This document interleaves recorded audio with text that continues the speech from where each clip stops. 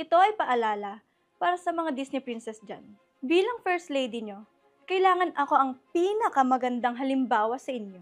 At hindi ako pabor na pagbabawalan ako ng boyfriend ko mag-shorts. Ano naman kung naka-shorts ako? Nasa bahay lang naman ako. At walang masama sa pag-shorts. At isa pa, karamihan sa mga Disney princess na nasasakupan ko ay naka-shorts. Anong problema dun? Nako! May bago na naman siya issue. Hindi ko na naman masasuot tong mga to. Ano yun? Mga shorts ko, binabawalan ng magsuot ng boyfriend ko. Dito na nga lang ako kumukuha ng confidence Hindi naman binabawalan. Palay ko doon. Nakakainis.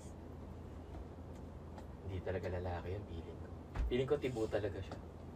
Kasi kami mga lalaki, syempre gusto namin makikita yung mga jowa namin naka-short. Para sa pangit na jowa ni Nicole, para sa'yo to. Ang pangit mo kasi, kaya ayaw mong payagan si Nicole na mag-short.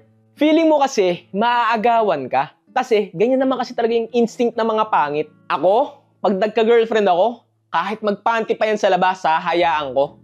Ganyang kataas ang confident ko sa sarili ko. Sorry pre ang pangit mo kasi Kaya di ako makarelate sa'yo. Kaya Nicole, mag-short ka lang. Kahit gaano pang kaikli yan, walang mali siya. Gusto ko lang naman kasi suotin yung mga bagay na gusto ko. O, di ba? Babawalan pa ako. Baka strict boyfriend mo, te. Pero hindi. Okay lang naman. Mag-short lang naman eh. Nakilala naman niya kung ganun yung suot ko. Tapos pagbabawalan ako, anong gagawin ko sa mga shorts ko? Kaya nga ano. Paluwagin. Palubagin. Tapos, Gupitin. ibenta. Okay yun, OA. Gusto nyo. Kahit araw-araw ka naka-shorts, okay lang. Ay! Ay, nako! Teka lang naman. Nakakainis! Ano nangyari sa'yo? As a Disney princess, hindi ako papayag na makontrol ako ng isang lalaki lang. Hindi pabor sa akin na magkaroon ako ng miserableng buhay kagaya ni Ate Pam. Kaya nga ako may korona eh. Kasi ako yung masusunod. Hindi lang ikaw ang nag-iisang Prince Charming sa mundo. Natatakot na ako sa'yo. Bakit?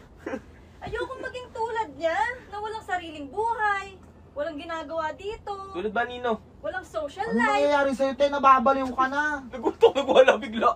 Ngayot na to. Naawa kasi ako, umaga pagising, alaga ng bata, tanghali, alaga ng bata. Ang gusto Pati mong ba naman parating? gabi? Laro ka.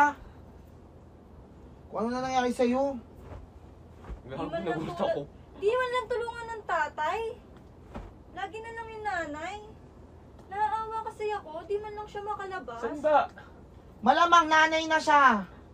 Dahil mong problema, Nicole. Dito ka nga sa baba. Naubos, wala siyang social life kasi. Para sa akin, si Kuya Mark ang pinaka-worst na lalaking nakilala ko. Bakit? Dahil maraming bagay na gustong gawin si Ate Pam na hindi na niya nagagawa. Kakasunod ng kakasunod dyan sa asawa niya. Nawawala na ang pagiging Disney princess niya. At ayoko mangyari sa akin yun. Hindi ako ma-under ng kahit na sinong lalaki dyan.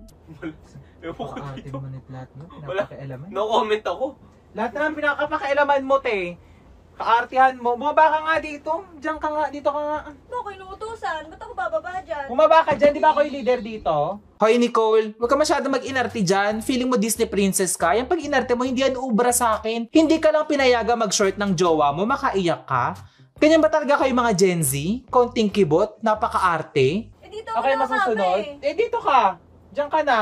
Puro ka kaartihan eh. Puro ka kaartihan. Ako masusunod dito dahil ako ang leader ngayon dahil wala si Mert. Dalian mo.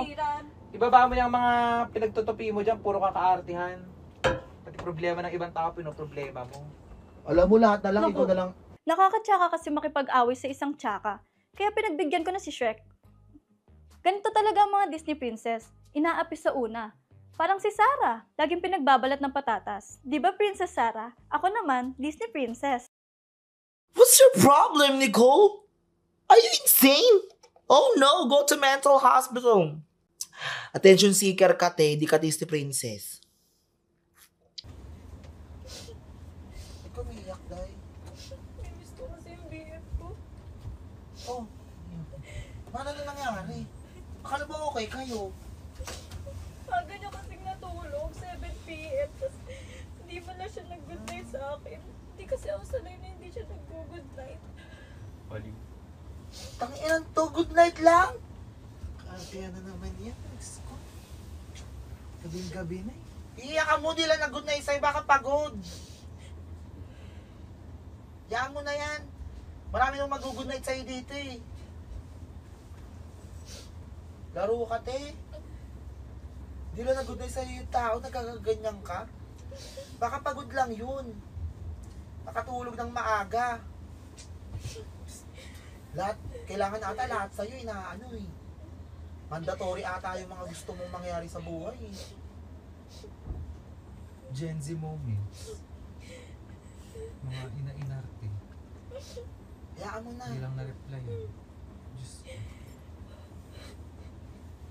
Huwag mo naintindihin yan. Good night, good night. Eh, di good, ako na mag-good night sa'yo, Japan. Oh. Just always pray at me. Gabing-gabi na. Wala lang.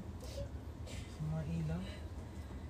Nicole, hindi ko alam kung ano eksena mo sa buhay. Minsan iniisip ko, hindi ka lang papansin.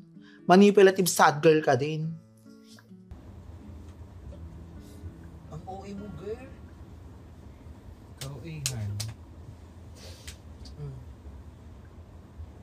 Okay na yan. Sabi ikaw na lang mag-good night kung di nag-good night sa'yo yung tao. Masyado mo naman pinipig.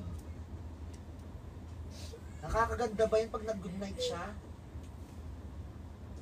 Padadagdag mo ba yun sa ganda story mo? Para maka-ante mo. Diyos ko. Malit na Malit na bagay, bagay, pinapalaki.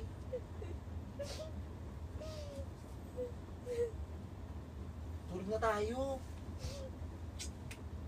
Tagal yun siya. Nicole, puro ka pag-iinarte. Ang hirap mo nang ipagtanggol. Ang hirap mong i-comfort. Diyos ko. Oh! Kahit sa tanggol, hindi ka kayang ipagtanggol. Hayop ka. Pinuyat mo kami sa kaartehan mo. Sobrang OA. OA ka na, girl. Kaka-OA.